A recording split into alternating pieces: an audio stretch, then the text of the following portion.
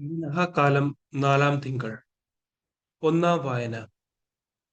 പൗലോസ് ശ്ലീഹ കൊളോസോസർക്ക് എഴുതിയ ലേഖനം 2-ാം അധ്യായം 16 മുതൽ 19 വരെയുള്ള വാക്യങ്ങൾ. ഭക്ഷണപാനീയങ്ങളുടെ കാര്യത്തിൽ ആരും നിങ്ങളെ കുറ്റപ്പെടുത്താതിരിക്കട്ടെ. അതുപോലെ തന്നെ ഉത്സവങ്ങളുടെയും അമാവാസിയുടെയും സാപത്തിന്റെയും ആചരണത്തിലും. ഇവയെല്ലാം വരാനിരുന്നവന്റെ വെറും പ്രതിച്ഛായകൾ മാത്രം. യാഥാർത്ഥ്യമാകട്ടെ ക്രിസ്തു.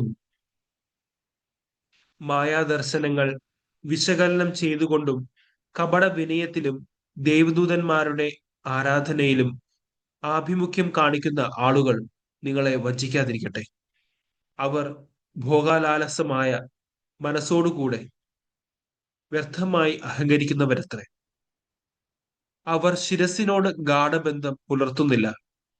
ശരീരം മുഴുവൻ സന്ധിബന്ധങ്ങളാലും സിരകളാലും പരിപുഷ്ടമാക്കപ്പെട്ടും കൂട്ടിയിണക്കപ്പെട്ടും ദൈവഹിതാനുസരണം പൂർണ്ണ വളർച്ച പ്രാപിക്കുന്നത് ഈ ശിരസിൽ നിന്നാണല്ലോ. സുവിശേഷ വായന. വിശുദ്ധ മത്തായി എഴുതിയ സുവിശേഷം 12-ാം അധ്യായം 9 മുതൽ 14 വരെയുള്ള വാക്യങ്ങൾ.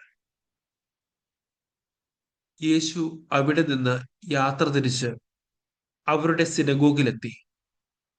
അവിടെ കൈ ശോഷിച്ച ഒരുവൻ ഉണ്ടായിരുന്നു.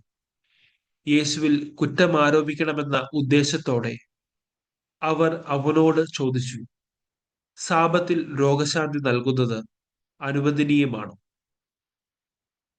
അവൻ പറഞ്ഞു, നിങ്ങളിൽ ആരാണ് തന്റെ ആട് സാപത്തിൽ കുഴിയിൽ വീണാൽ പിടിച്ചു കയറ്റാത്തത്? ആടിനേക്കാൾ എത്രയേറെ വിലപ്പെട്ടവനാണ് മനുഷ്യൻ. അതിനാൽ സാപത്തിൽ നന്മ ചെയ്യുക അനുവദനീയമാണ്.